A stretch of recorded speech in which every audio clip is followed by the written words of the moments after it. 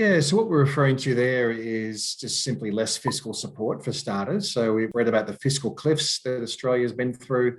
The first one was moving through September last year, where we saw about 24 billion taken out of the economy as JobKeeper wound down, as JobSeeker was slimmed a little bit.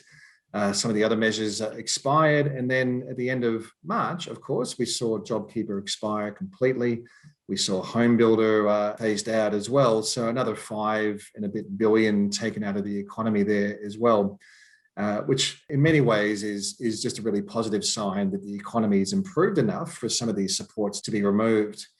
In addition to that, then there's also other state-based incentives. You can look at WA, for example, having boosts to HomeBuilder, Victoria having stamp duty concessions, which expire around June as well. So there's a lot of things that are being taken out of the marketplace, which I think initially probably had a role of bringing forward demand to some extent.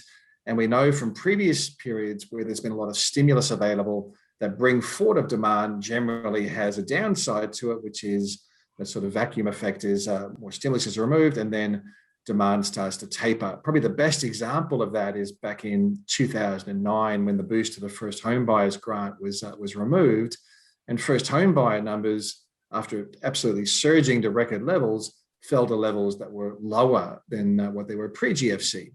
That's probably something that's already is starting to play out.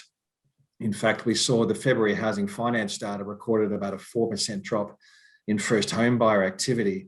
I think part of that would be attributable to simply affordability constraints, blocking some people from getting access to the market, but maybe also the fact that there's less of this incentive and stimulus which they can combine together to give them a leg up into the marketplace.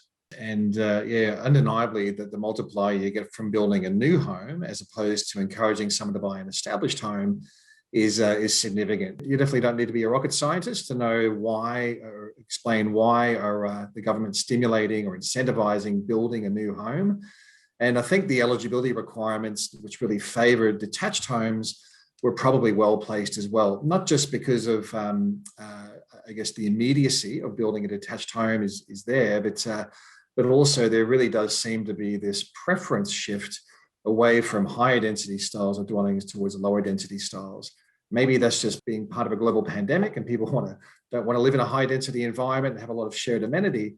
But I think also when you couple that with more flexible working arrangements, which are becoming more common, and people being able to live in the outer fringes or in regional markets and not have to commute to work every day, I think it's quite understandable that we've seen this preference shift towards lower density styles of housing, which has really played out for the Home Builders Grant, which has been much more successful than I think even the federal government was expecting.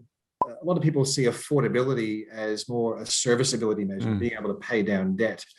Whereas what we're talking about here is actually being able to get into the market in the first place. So as prices rise more quickly than household incomes, which they are absolutely doing at the moment, it means it takes longer to save for a deposit, particularly at a time when interest rates are so low. That doesn't really favor savers very well.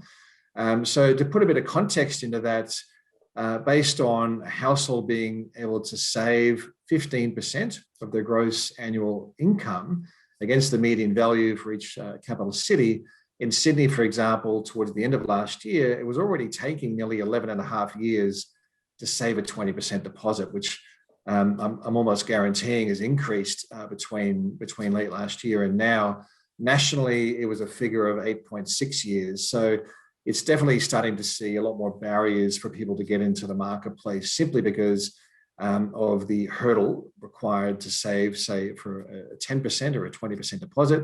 Of course, you still have things like lender's mortgage insurance are available. You've got the 5% deposit guarantee from the federal government, which is capped.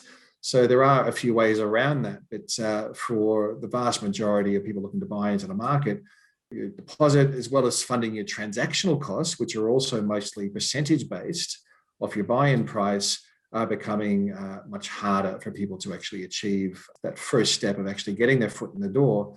Once you have your property, it's probably relatively straightforward to pay down the debt because interest rates are as low as what they are.